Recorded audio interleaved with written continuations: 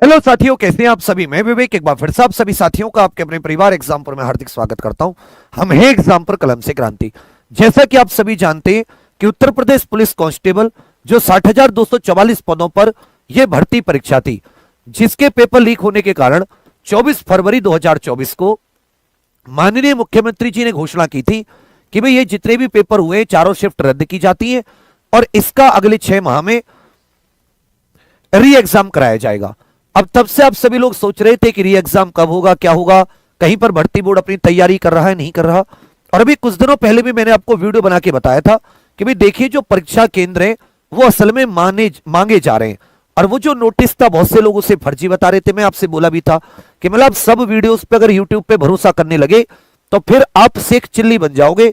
और आपको शेख चिल्ली नहीं बनना, आपको एक कांस्टेबल बनना है, बढ़िया जबरदस्त एक आईक्यू होता है, उसका कोई बुद्धि होती है, अपनी सोचने समझने की क्षमता होती है। लेकिन तुम लोग क्या है, तुम पता नहीं भरोसा बहुत जल्दी करते हो। अच्छी चीज है पर थोड़ा सोच समझकर तब किया करो।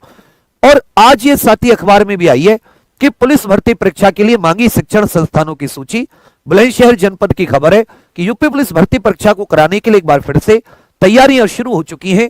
इसके लिए जिले में परीक्षा केंद्र बनाने के लिए भर्ती बोर्ड ने शिक्षण संस्थानों की सूची मांगी है। इस पर जिला विद्यालय निरीक्षक कार्यालय की ओर से 35 विद्यालयों की सूची भेजी है। यूपी पुलिस एवं प्रोन्नति भर्ती बोर्ड की ओर से पिछले 17 और 18 फरवरी को आरक्षी पद के लिए लिखित परीक्षा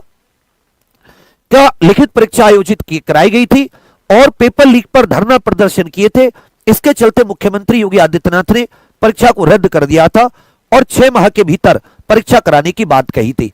मतलब ये अभी जो री एग्जाम होना है उसी से संबंधित ये खबर है। और इसमें एक चीज ध्यान दीजिएगा कि विद्यालयों की सूची जो जिला विद्यालय निरीक्षक कार्यालय वो एक्चुअल में भेज चुका है। तो जो तैयारियां हैं परीक्षा कराने की वो अपने अंतिम चरण में पहुंच चुकी हैं। सबसे क्या होता है तैयारी कराने में, सबसे महत्वपूर्ण होता है कि परीक्षा केंद्रों का चयन। तैयारी कराने में जो भी पेपर होता है उसमें दो चीज बहुत इंपॉर्टेंट होती हैं। एक तो पेपर छपना बनना, पेपर छपना वगैरह, भाई ये उसी कंपनी का काम है जिस कंपनी ने अभी पेपर कराया। क्योंकि ये कंपनी जब जांच हुई है तो ये समझ में आया है कि जो पेपर लीक हुआ है ये जो ट्रांसपोर्ट की दिक्कत थी, जहां पेपर छपने के बाद आगे गया वहां से लीक हुआ, तो पेपर छपने में दिक्कत है। और दूसरी चीज क्या है, दूसरा जो परीक्षा केंद्र होते हैं ये भी एक बहुत इंपॉर्टेंट चीज है। क्योंकि जैसे उत्तर प्रदेश का बुलंदशहर जनपद है, बड़ा जनपद है, लेकिन केवल 35 विद्यालय में यदि पेपर होता है तो मेरे विचार में हो सकता है 4 से ज्यादा शिफ्ट में इनको कराना पड़े। अब ये देखने वाली बात होगी कि 4 शिफ्ट में हो जाएगा या 6 शिफ्ट में। लेकिन एक चीज ये बिल्कुल क्लियर हो जाती है, आप सभी समझ लीजिए कि यूपी पुलिस कांस्टेबल का री एग्जाम जो है उसके लिए भर्ती बोर्ड ने तैयारी शुरू की है। और मैं आपको पिछली वीडियोस में क्या बताता हुआ चल रहा हूं, किसी को याद है? मैं आपको संभावित कि भाई इसकी जो एग्जाम तिथि है, इसकी संभावित एग्जाम डेट क्या हो सकती है, कब है इसका संभावना कि भाई इस दिन या इस महीने में इसका एग्जाम होना है। तो मैं एक बार फिर से आप सभी साथियों को बता दूं कि इसका जो एग्जाम होना है वो जून के एंड में, जून 2024 के एंड में, जून के एंड में आप इसका एग्जाम मानिए, जून के एंड में या फिर जुलाई की स्टार्टिंग में, जुलाई की शुरुआत में। लेकिन 90% जो चांस है वो जून के एंड के 4 जून को रिजल्ट आ जाएगा किसका, चुनावों का। आचार संहिता खत्म हो जाएगी।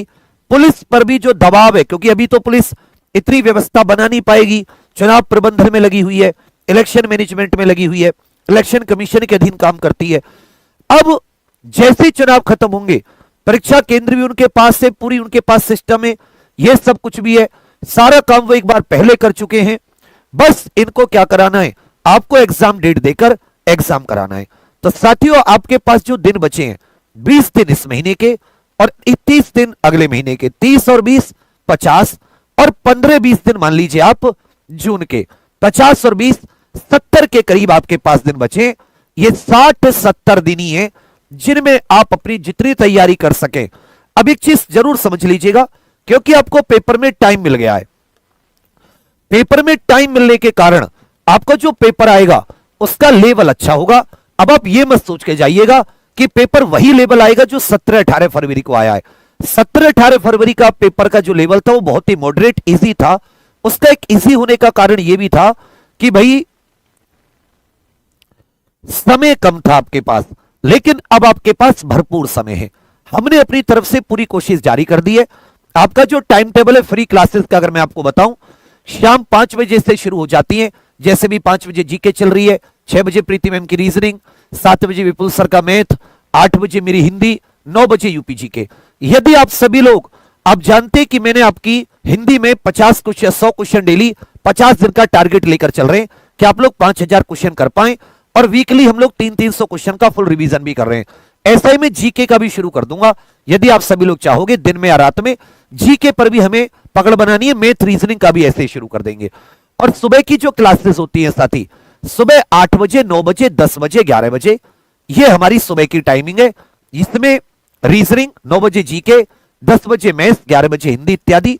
तो अब आपके सामने समय है, 60-70 दिन जितनी मेहनत करा सकते हो कमेंट करके इस क्लास के ऑफलाइन, जब ये लाइव खत्म हो जाए, ऑफलाइन कमेंट्स करके बताइए कि भैया ये हमें चाहिए, ये हमारे लिए आप हेल्प कर दीजिए। दो चीज मैं आपसे जरूर कहूंगा कि जिसकी अभी थ्योरी तैयार नहीं है, वो टॉपिक जितने आपको, जैसे मुझसे बहुत बच्चे मिलते हैं, अभी 1-2 दिन पहले भी मुखर्जी नगर के कुछ बच्चे मिले, बोले भैया अभी भी हम लोग जीके में ना 14-15 क्वेश्चन कर पा रहे हैं। मैंने उनको 21 टॉपिक पूछे, इनमें ये तुम्हारे तैयार है? बोले नहीं। मतलब तुमने प्रीवियस ईयर करे, तुमने टेस्ट सीरीज लगाई, जब तक तुम ये 21 टॉपिक नहीं करोगे तुम कभी भी 30 पार नहीं पहुंचोगे जीके में। और जीके में अगर तुम्हारे 30 पार नहीं आए तो मेरिट में नहीं आओगे, ये भी रख लो। तो जब तुम सिलेबस के अकॉर्डिंग नहीं पढ़ोगे, मैं आंतरिक सुरक्षा का पूछूं, विमुद्रीकरण का पूछूं, जीएसटी का पूछूं, कला संस्कृति का पूछूं, आप लोग सरेंडर कर दोगे।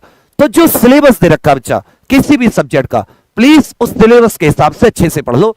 यह आपने देखा है कि किस तरीके का एग्जाम आया है।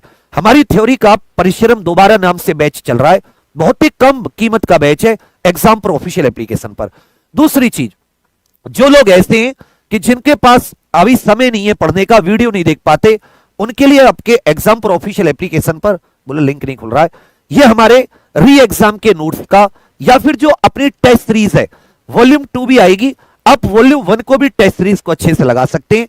बढ़िया टेस्ट सीरीज है। अब यूपी कांस्टेबल के जो 10 प्रैक्टिस सेट है, जिसने पिछली बार नहीं लगाया था और जिन बच्चों ने लगाया उनमें अंतर पूछ लो। यहां भी बहुत सारे बच्चे कमेंट्स में होंगे, क्या बच्चा आपको ये 10 टेस्ट लगाने का फायदा नहीं हुआ? टाइम मैनेजमेंट हो, ओएमआर शीट भरना हो, तो आप ये कोशिश कीजिएगा। ये ज्यादा मतलब महंगे नहीं होते, लेकिन आपको इसका फायदा जरूर होगा। और जो साथी एग्जाम पर ऑफिशियल एप्लीकेशन पर नोट्स वगैरह देखना चाहें, फ्लिपकार्ट पर भी नोट्स हैं, या कोर्स से जुड़ना चाहें, अभी भी 60-70 का दिन का समय है, आपको बहुत फायदा होगा।